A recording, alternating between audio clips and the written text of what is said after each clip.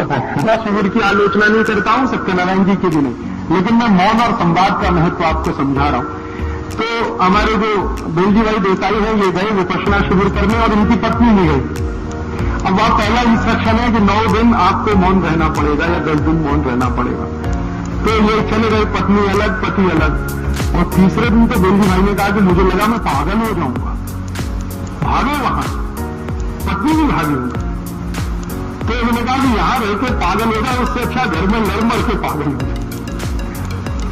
उसके बाद उन्होंने कभी उधर मुंह नहीं किया। तो मैं कहना ये चाहता हूं कि ये जो मौन है ना, वो अपने काम के लिए नहीं है, ये तपस्वी लोगों के लिए, ऋषियों के लिए, मुनियों के लिए, जिनको कुछ दूसरे किस्म की साधनाएं करनी है, उनके अपने लिए तो संवाद है। और आप देख लें इस बात को कि जिस घर में संवाद जितना ज्यादा होगा, उस घर के तनाव उतने कम होने वाले हैं। वो संवाद भले फालतू का हो या बेफालतू का, इसका कोई मतलब नहीं। बेकार की बातें भी आप कर सकते, जरूर करिए। कभी कभी गप्पे मार सकते, मारिए, गप्पों का कोई अर्थ नहीं होता, लेकिन फिर भी आप मारिए। लेकिन उससे क्या होता है ना, जो संप्रेषण है वो महत्व का है। और हम तो बिना संवाद किए रह नहीं सकते। जैसे मैं उदाहरण दूं, हम बाजार जाते हैं, ठीक है, और कोई एक दुकान में चले गए। अब दुकान में आप कभी एक ऐसी दुकान में जाओ जो डिपार्टमेंटल स्टोर टाइप की है, जहां पे हर सामान रखा हुआ है, उसकी कीमत वहां पे चिपकी हुई, और कोई है नहीं वहां, कोई नहीं है, सामान रखा हुआ है, कीमतें लगी हुई है, ये फलानी चीज इतने रुपए की, ढिमाकी चीज इतने रुपए की, उठाओ, टोकरी में डालो, बिल बनवाओ, निकल आओ। एक तो ऐसी दुकान है। और एक ऐसी दुकान है जहां हर काउंटर पर एक कोई खड़ा है, चाहे कोई भाई खड़ा है, चाहे कोई बहन खड़ा, और उसमें भी लिख रखा है कि देखो ये चीज इस रुपए की। तो आप तो कुछ ना कुछ करने वाले हैं। आपको लिखा है तौलिया 20 रुपए की, रेट फिक्स है, फिर भी अरे भाई 18 में दोगे क्या? अब ये जो आपने कहा कि 18 में दोगे क्या, भले वो नहीं देगा, आप 20 में ही लाओगे, लेकिन वो संवाद करने का खोजा आपने रास्ता। रह ही नहीं सकते आप बिना संवाद के, रह ही नहीं सकते। अब भाजी वाला है, वो चिल्ला चिल्ला के बेच रहा है, टमाटर 10 रुपया किलो, टमाटर 10 रुपया किलो। हमने 20 बार सुन लिया, फिर भी यार 8 रुपए किलो देगा क्या? अच्छा 8.5 दे रहेगा, लगा दे भाई। नहीं 9 रुपए ले लेना, अरे 9.25 रुपए ले लेना। आप उससे मगजमारी कर रहे हो आधा घंटे, वो आपको मजा दे रहा है इसलिए कर। भले आप 10 रुपए किलो में टमाटर खरीद। एक रिक्शा वाला है, मान लो रिक्शा चलाता है, उसका रेट फिक्स है कि 5 किलोमीटर 10 रुपए लूंगा, फिर भी आप उसके साथ मोल भाव करते हो कि नहीं करते? क्यों करते हो? संवाद के लिए। कोई लोग ये कहते हैं कि हम कंजूस है, कंजूस नहीं है। भाई बिना संवाद के हम रह नहीं सकते, प्रॉब्लम अपनी है, इसलिए हम उससे बातें करते हैं। वो चाहे रिक्शा वाला हो, चाहे तांगे वाला हो, चाहे सब्जी बेचने वाला हो, चाहे तौलिया बेचने वाला हो, या कुछ भी बेचने वाला हो, हमें तो उससे संवाद करना ही है। क्योंकि बिना संवाद के व्यक्ति का संबंध बनता नहीं, और व्यक्ति का संबंध न बने तो ये प्रकृति से जुड़े कैसे आप? जब सबको कुटुंब मान के आप चल रहे तो किसी से जुड़ाव तो हो, तो जुड़ाव होगा कैसे? वो तो संवाद से ही हो सकता है। किसी अनजाने आदमी से कैसे जुड़ेंगे आप? बिना बोले जुड़ सकते? सवाल ही नहीं उठता। हर अनजाने आदमी से आप जुड़ेंगे तो बोलकर जुड़ेंगे, और बोलने में संवाद तो आने ही वाला है। तो मैं कहना यह चाहता हूं कि अपने परिवारों में अभी क्या हुआ है, संवाद धीरे धीरे कम हो गया। ये जो हमारे कार्यकर्ता हमको शिकायत करते, राजीव भाई हमारी पत्नी मदद नहीं करती, हमारे बच्चे मदद नहीं करते, सब कार्यकर्ताओं के घरों में एक और एक प्रॉब्लम है, संवाद की कमी। संवाद करते नहीं, कुछ भी करके आएंगे बाहर, कभी घर में आकर नहीं बताएंगे हमने आज क्या किया। पत्नी पूछेगी 10 बार, अरे क्या किया क्या किया, फिर भी नहीं बताया। अरे तेरे काम की चीजें बताएं क्या किया। अब जब आप ये मान ही लेते हो कि उसके काम की चीज नहीं है, तो फिर भले आप काम की चीज करो तो वो होने वाली नहीं, सहयोग मिलेगा कैसे आपको? भले आपने दुनिया में तोप चलाई, घर आके बता तो दो कि मैं आज तोप चला के आया, मैंने 10 लोग मार डाले, बताओ तो सही, संवाद तो करो। और आप तो संवाद ही नहीं करोगे तो फिर तो गड़बड़ होने वाली। तो मेरे कार्यकर्ता जो मुझे ये शिकायत करते हैं कि परिवार का सहयोग नहीं मिलता, उसका एक ही कारण है कि हमारे परिवार में परिवार के संबंधियों के साथ संवाद बहुत कम है, और वो कई स्तर के कम है। एक स्तर जैसे ये है कि आप कहीं गए, आपने बताया नहीं आप कहां गए, बस हो गया किस्सा खत्म। आप कहीं जा रहे हैं, भले आप 5 मिनट के लिए घर से बाहर जा रहे हैं, लेकिन आपने बता दिया कि मैं पोस्ट कार्ड खरीदने जा रहा हूं, तो ये संवाद ही तो हुआ। आपने तो बस जुड़ाव हो गया, हर क्षण जुड़ाव चाहिए आदमी को। और आपने बताया नहीं, आपने तो मौन धारण कर लिया। अब आप कहीं चले जाएं, भले कितना भी महत्व का काम करके आए, लेकिन आपका संवाद हुआ नहीं है, तो उस काम का घर वालों के लिए कोई मतलब नहीं है, वो कितना ही बड़ा काम आप करिए। अब उनके लिए जब उस काम का कोई मतलब नहीं है, तो बेकार है आपका सब काम, आप प्रेषित ही नहीं कर पाते। कम्युनिकेशन में बहुत लैकिंग है। और ये भी एक अहंकार, बस और कुछ नहीं। हम क्यों बताएंगे, और क्यों बताएं, क्योंकि हम तो मालिक हैं इस घर के। अब वही गड़बड़ है, मालिक नहीं है भाई, आप इस घर के ट्रस्टी हैं। भगवान ने ये घर आपको थोड़े समय के लिए दिया है, हमेशा ये रहने वाला नहीं है आपके पास। मैंने आपसे कहा कोई सगा संबंधी हमेशा आपके साथ नहीं रहने वाला, कोई वस्तु आपके साथ नहीं रहने वाली, आपका शरीर आपके साथ रहने वाला नहीं, तो मालिक कैसे हो गए? मालिक तो आप तब हुए जो कोई चीज हमेशा आपके कंट्रोल में रहे। ये शरीर तक आपके कंट्रोल में नहीं रहेगा थोड़े दिन के बाद, फिर आप मालिक कैसे मानते हैं अपने आप को? तो जब हमारे मन में ये मालिकियत का भाव आता है कि ये परिवार के तो सब मुझसे छोटे हैं, क्योंकि मैं इनकी जीविका चलाता हूं, मैं इनका मालिक हूं, बस वहीं गड़बड़ हो जाती है और वहीं से संवाद टूटता है। संवाद जहां टूटेगा वहां पर बेरुखी आएगी, और वो बेरुखी धीरे धीरे बढ़ती चली जाएगी, और कोई दिन गुस्से में फटेगी, आपके घर में टूटने की नौबत आ जाएगी। दुनिया का कोई वकील, कोई जज आपको नहीं बचा पाएगा। मेरे मित्र हैं बंबई में, ये फैमिली डिस्प्यूट सुलझाते हैं जज हैं, वो कहते हैं कुछ समझ में नहीं आता मैं क्या करूं। तो मैंने कहा कानून की किताब के आधार पर ये नहीं हो सकता। आप बस इतना करो कि पति पत्नी को कहो कि थोड़ा अहंकार कम करके एक दूसरे से क्षमा मांगना शुरू कर दें, एक दूसरे की प्रशंसा करना शुरू कर दें, घर टूटने से अपने आप बच जाएगा। और वो कहते हैं यही नहीं होता, वो अपना वकील लेके खड़ा ही, अपना वकील लेके खड़ा, उसका वकील ये तुर्रम का, उसका वकील ये तुर्रम, बच गया परिवार उसमें। तो वहां तक नौबत नहीं आए, तो उसके लिए ये बहुत सरल है। और एक चलते चलते छोटी सी 2-3 आखिरी बातें कि अगर हम हमारे परिवार में एक भौतिक काम और कर सकें, एक भौतिक काम तो मैंने कहा कि सब साथ मिलकर खाना खाएं, संवाद के लिए वो बहुत जरूरी है। संवाद क्यों जरूरी है? क्योंकि जुड़ाव उसी से होता है आदमी का। हर क्षण संवाद हर बार नया जुड़ाव लाता है। आप कई बार महसूस करेंगे कि संवाद करते करते आपका किसी के प्रति प्रेम बढ़ता है, या किसी के प्रति आकर्षण बढ़ता है। उसको जितना कम करते जाएंगे, प्रेम भी कम होगा, आकर्षण भी कम होगा, सब चीजें कम होती जाएंगी। प्रेम तत्व कम होगा, मैंने आपसे कहा टेंशन बढ़ेंगे वगैरह वगैरह सब होगा।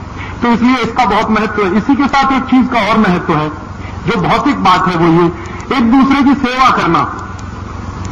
हम बीमार हैं तो हमारी कोई सेवा करे, लेकिन अपेक्षा न रखें। मैंने आपसे पहले कहा अपेक्षा रखेंगे तो मोह में जाएंगे, और बिना अपेक्षा के करेंगे तो प्रेम में जाएंगे। तो प्रेम के आधार पर हम सेवा करें। मान लीजिए हमारे पिताजी बीमार हैं, हमारी मां बीमार है, हमारा भाई बीमार है, हमारी बहन बीमार है, या हम बीमार हैं, तो मैं बीमार हूं तो मेरी कोई सेवा कर रहा है, या कोई दूसरा बीमार है तो मैं उसकी सेवा कर रहा हूं, बिना इस अपेक्षा के कि ये मेरी करें तो बहुत अच्छा, लेकिन अपेक्षा न हो। तो क्या होगा कि प्रेम तत्व प्रबल होता जाएगा, लगातार बढ़ता जाएगा।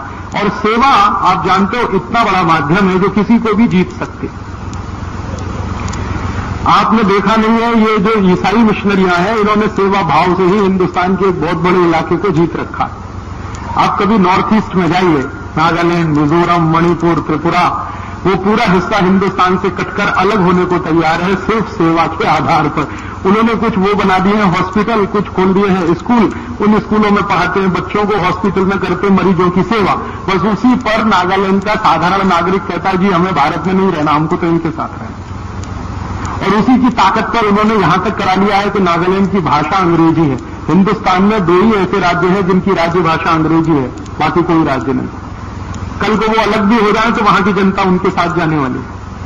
तो ये जो सेवा तत्व है ये हमारे यहां बहुत महत्व का है।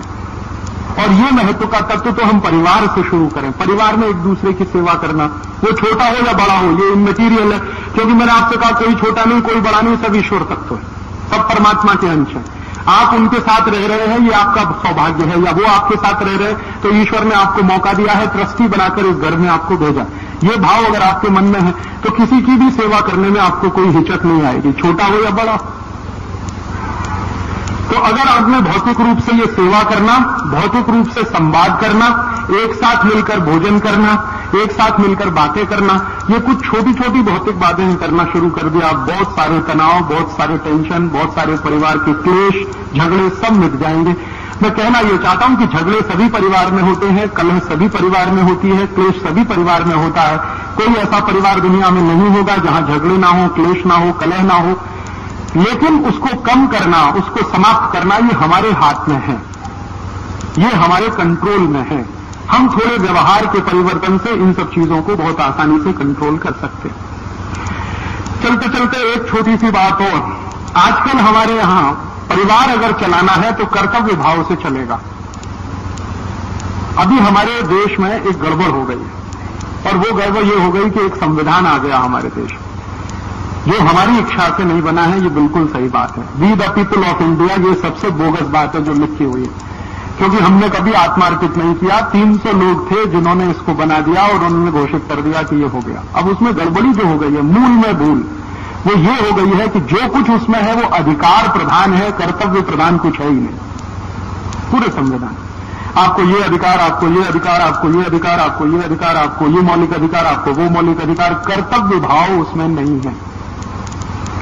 एक जगह है बस पूरे कॉन्स्टिट्यूशन में, आर्टिकल 51, बस उसके बाद कहीं कुछ नहीं है।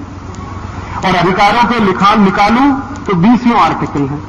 तो ये जो अधिकार प्रधान हमने बनाया अपने संविधान को, तो सरकार भी पूरी तरह से अधिकार प्रधान है। सरकार को ये अधिकार है, सरकार को ये अधिकार है, सरकार को ये अधिकार है, सरकार को ये अधिकार है। कर्तव्य क्या है?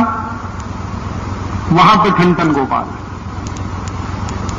तो मैं कहना यह चाहता हूं कि अपने देश का संविधान और ये जो सरकार है ना, ये बिल्कुल उल्टी दिशा में है। कारण उसका यह है कि ये सब कुछ अधिकार प्रधान व्यवस्था में है। अपना परिवार अधिकार प्रधान व्यवस्था में नहीं चल सकता। परिवार चलेगा कर्तव्य प्रधान व्यवस्था से। परिवार में हम अधिकार से ज्यादा कर्तव्य की बात सोचें। मेरा ये कर्तव्य है, मेरा ये कर्तव्य है, मेरा ये कर्तव्य है, मुझे ये करना है, पति का ये कर्तव्य है, पत्नी का ये है, बेटे का ये है, बेटी का ये है, मां का ये है, पिता का ये है, भाई का ये है, बहन का ये है। सब अपने कर्तव्य भाव से प्रेरित रहे तो परिवार बहुत अच्छे से चलता है। अगर अधिकार भाव से आपने बात करनी शुरू की तो बंटवारे होते हैं। दो भाई जो एक ही मां से पैदा हुए हैं वो क्यों बंटते हैं? चार भाई जो एक ही मां से पैदा हुए हैं, एक ही तरह का जेनेटिक मटेरियल उनके पास है, वो आपस में झगड़े क्यों करते हैं? संपत्ति का बंटवारा क्यों करते हैं? अधिकार भावना से। मेरा अधिकार इतनी संपत्ति पर, तेरा अधिकार इतनी संपत्ति पर, मेरे हिस्से में इतना, तेरे हिस्से में इतना। तो ये जो अधिकार भावना आई है, ये अंग्रेजों की लाई हुई है हिंदुस्तान में। अगर अंग्रेज नहीं आते तो हिंदुस्तान के समाज में ये अधिकार भावना नहीं होती। अंग्रेजों ने लाकर ऐसे नियम कायदे कानून बनाए और ऐसा ही संविधान बनवा दिया जिसमें अधिकार अधिकार अधिकार तो हर जगह है, कर्तव्य तो कहीं है नहीं। तो मैं आपसे कहना यह चाहता हूं कि आप परिवार अगर चला रहे हो तो कर्तव्य भावना से चलाओ, अधिकार भावना से नहीं। मेरा ये कर्तव्य है, मेरा ये कर्तव्य है, पिता के प्रति बेटे का ये कर्तव्य है, बेटे के प्रति पिता का ये कर्तव्य है, पत्नी के प्रति पति का कर्तव्य है, पति के प्रति पत्नी का कर्तव्य है, वगैरह वगैरह। ये जितना भी कर्तव्य भाव से आप चलेंगे, आपके परिवार में तनाव बिल्कुल नहीं होंगे। तो ये छोटी छोटी बातें, कुछ इसमें भौतिक है, स्थूल है, कुछ आत्मिक है, अंदर की है, मन की है। मन के स्तर पर थोड़ा बदलें, शरीर के स्तर पर थोड़ा बदलें, तो बहुत सुंदर तरीके से आप परिवार में चल सकते हैं। प्रसन्न रहें, प्रसन्न रखना सीखें दूसरों को। ये जो प्रेम है ना, वो प्रसन्नता का एक दूसरा हिस्सा है।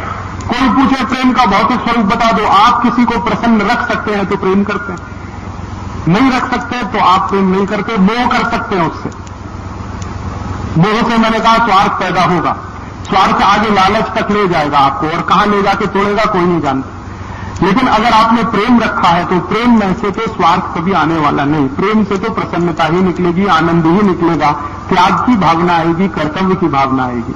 जहां प्रेम प्रधान होगा वहां कर्तव्य अपने आप आ जाएगा, क्योंकि हमें दूसरे को प्रसन्न रखना है तो कर्तव्य भाव में ही रख पाएंगे, अधिकार भाव में तो नहीं रख पाएंगे। तो मेरा ये कर्तव्य है, ये मानकर मैं करूं। और अपने कर्तव्य हम सब समझते ही हैं, ऐसी कोई बड़ी बात नहीं है। सभी जीव जगत के जीव जंतुओं के प्रति हमारा जो कर्तव्य है वही कर्तव्य है हमारा सबके प्रति, जो हमारे परिवार के साथ है या कुटुंब के हिस्से हैं। और अगर ये हम अपने परिवार में करें तो मैं मानता हूं कि आपका परिवार, हमारा परिवार एक अच्छा परिवार बन सकता है, जिसमें तनाव नहीं होंगे, कलह नहीं होगी, क्लेश नहीं होगी। कलह क्लेश कभी होगी भी तो बहुत आसानी से निकल जाएगी। मैंने आपसे कहा कि कभी कलह हो जाए, क्लेश हो जाए, क्षमा मांगने में देर मत करिए और क्षमा करने में देर मत करिए। तो आप देखेंगे 2 मिनट में सब काफूर हो जाएगा। गलतियां हर आदमी करता है, कोई आदमी आदर्श नहीं होता, न कोई स्त्री आदर्श है, न कोई पुरुष आदर्श है, न कोई बेटा आदर्श है, न कोई बाप आदर्श है। हम में से चूंकि कोई आदर्श नहीं है और हम सब परमात्मा के अंश हैं, ये मानकर अगर हम कोई भी बात करेंगे तो बहुत आसानी से क्षमा करना, क्षमा करवाना या क्षमा देना या क्षमा लेना हमें आ जाएगा।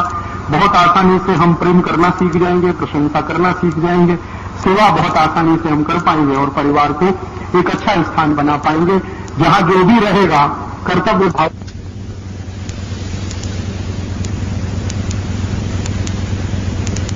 एक छोटी सी बात ये कहना चाहता हूं कि मैं ये जो कह रहा था ना परिवार में, ये मैं आपको एक गहरी बात कहना चाहता हूं, मुझे याद आ रही तो मैं कह दूं कि एक बार मैं एक बड़े संत से बहस कर रहा था। अब उनका नाम नहीं बताऊंगा मैं आपको क्योंकि उसके दूसरे कारण। तो मैं उनसे बहस कर रहा था, बहस इस बात पे कि आप कहते हो मोक्ष है, मोक्ष है, मोक्ष है, आप मुझे मोक्ष ले जा सकते हैं क्या? तो उन्होंने मुझे कहा कि कोई दुनिया का दूसरा आदमी दूसरे को मोक्ष नहीं ले जा सकता, माने मैं तुमको मोक्ष नहीं ले जा सकता, तुम चाहो तो खुद मोक्ष जा सकते हो। तो मैंने कहा ये तो सब साधु संत कहते हैं कि मेरे पास आओ, गंदा ताबीज बनवाओ, मैं तुम्हें मोक्ष ले जाता हूं। इतने 1000 की गुरु दक्षिणा दे दो, इतने लाख की गुरु दक्षिणा दे दो, एक गंडा बांधता हूं, एक ताबीज बांधता हूं, चलो मोक्ष में मेरे साथ। तो उन्होंने कहा ये सब पाखंडी है, कोई साधु संत नहीं है, ये सब आध्यात्मिक उद्योगपति है। कोई भी आदमी जो ये कहता है आपसे कि मैं आपको मोक्ष ले जा सकता हूं, आप जान लो कि उससे बड़ा पाखंडी दुनिया में कोई नहीं। और बहुत सारे ऐसे पाखंडी लोगों ने समाज का बहुत दुरुपयोग किया है, बहुत नुकसान भी किया है। कोई भी आपसे ये कहता है, कितना भी ऊंचे पद पर बैठा हुआ हो, वो अगर कहे कि मैं आपको मोक्ष ले जा सकता हूं, ये दुनिया का सबसे बड़ा पाखंडी आदमी है जो ये कह रहा। कारण उसका क्या है? दुनिया में कोई व्यक्ति खुद तो मोक्ष जा सकता है लेकिन दूसरे को नहीं ले जा सकता।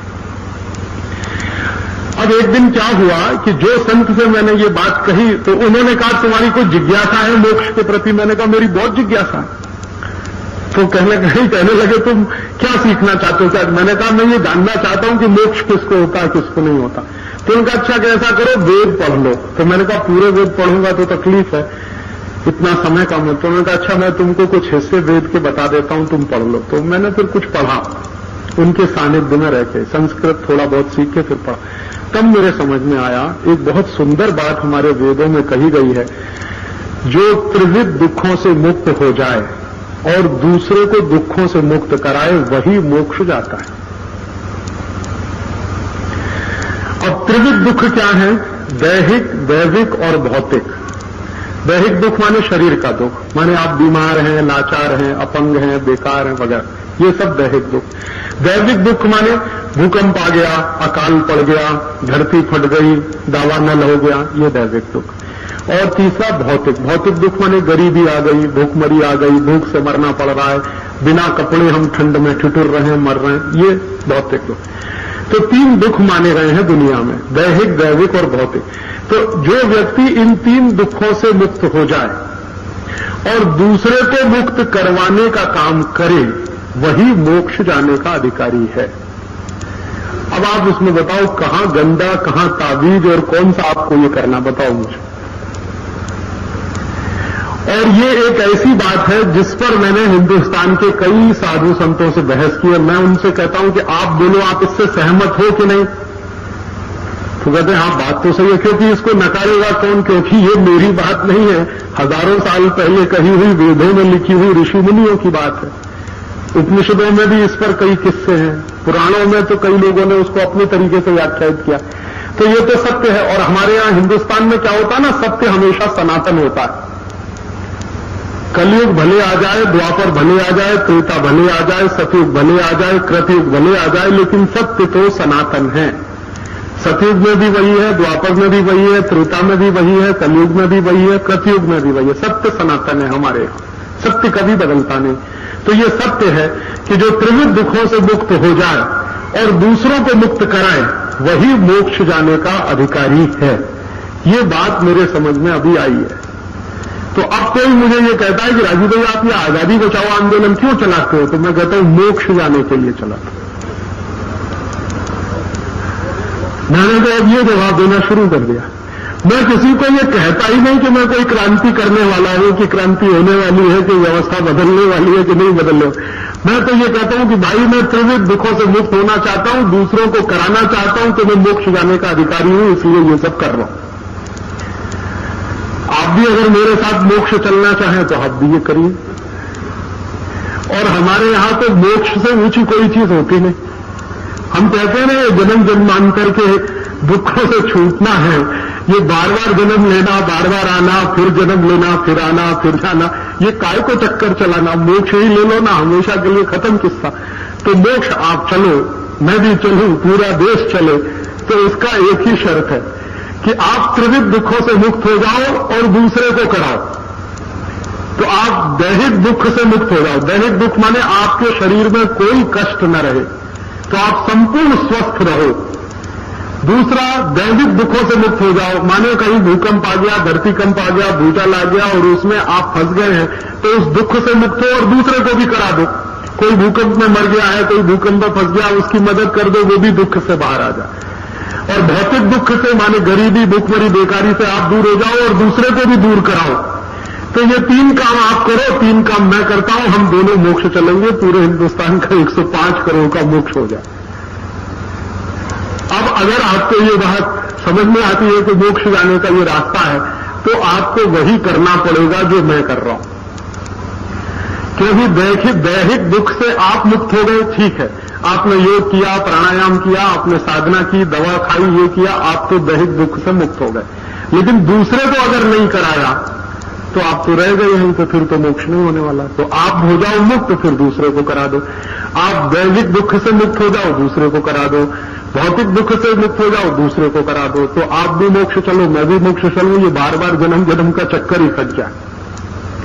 तो इसलिए ये आजादी बचाओ आंदोलन में करता हूं। अभी मुझे इसका बहुत अच्छा जवाब मिल गया। कोई पूछता है ये आप क्यों करते हो?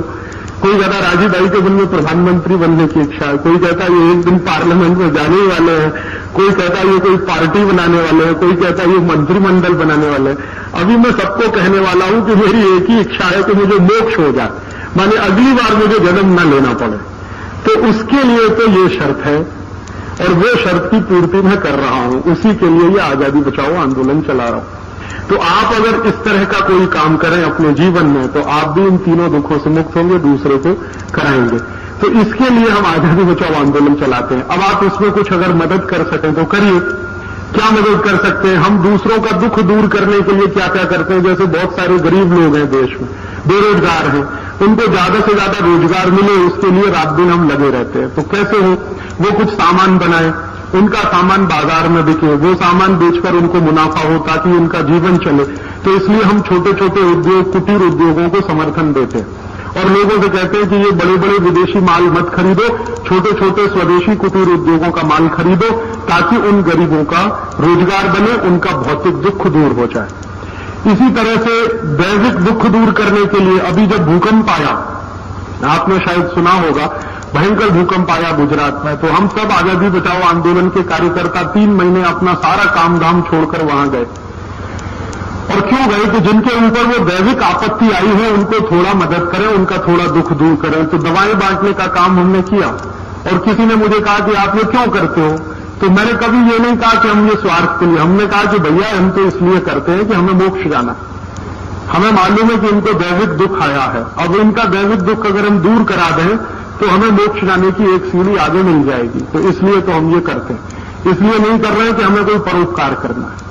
परोपकार हो रहा है वो तो उसका दूसरा हिस्सा है। हमें तो मुख्य ये है कि मोक्ष जाना है, इसलिए हम ये सब कर रहे हैं। तो हमने आजादी बचाओ आंदोलन की तरफ से जो भी सेवा काम किया, न तो उसको अखबार में छपाया, न उसका बैनर बनाया, न उसका पोस्टर बनाया, कुछ नहीं किया, क्योंकि हमें अपने लिए करना है, किसी दूसरे के लिए नहीं करना। तो अगर आप ऐसे कुछ काम अपने हाथ में ले लें जिनसे आप ये दूसरों के दुखों को दूर करा सकें, और मैं मानता हूं कि जो मनुष्यता है या जो इंसानियत है तो इसी बात से नापी जाती है कि आप अगर दुखी नहीं है तो दूसरे को भी दुखी ना होने दें, उसी में आपकी मनुष्यता और इंसानियत झलकती है।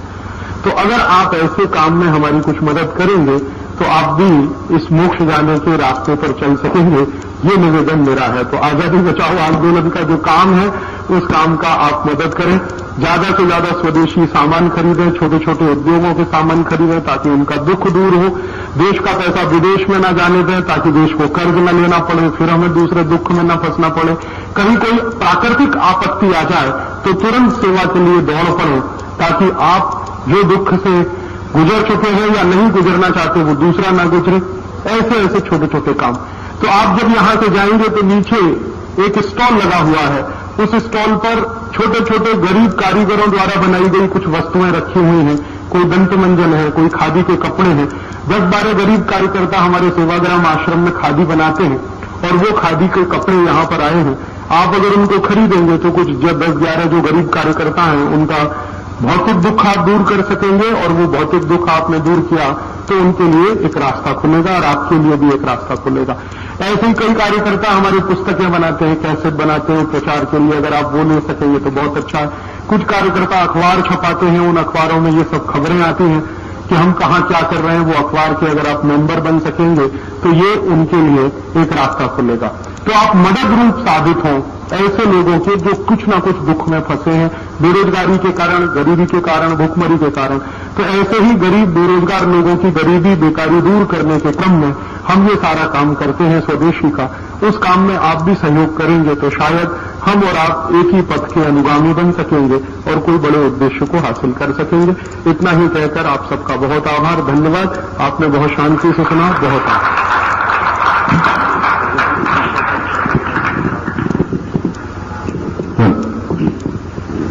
बहुत बहुत धन्यवाद श्री राजीव दीक्षित जी और बहुत बहुत धन्यवाद श्री राजीव दीक्षित जी और बहुत बहुत धन्यवाद श्री राजीव दीक्षित जी और बहुत बहुत धन्यवाद श्री राजीव दीक्षित जी और बहुत बहुत धन्यवाद श्री राजीव दीक्षित जी और बहुत बहुत धन्यवाद श्री राजीव दीक्षित जी और बहुत बहुत धन्यवाद श्री राजीव दीक्षित जी और बहुत बहुत धन्यवाद श्री राजीव दीक्षित जी और बहुत बहुत धन्यवाद श्री राजीव दीक्षित जी और बहुत बहुत धन्यवाद श्री राजीव दीक्षित जी और बहुत बहुत धन्यवाद श्री राजीव दीक्षित जी और बहुत बहुत धन्यवाद श्री राजीव दीक्षित जी और बहुत बहुत धन्यवाद श्री राजीव दीक्षित जी और बहुत बहुत धन्यवाद श्री राजीव दीक्षित जी और बहुत बहुत धन्यवाद श्री राजीव दीक्षित जी और बहुत बहुत धन्यवाद श्री राजीव दीक्षित जी और बहुत बहुत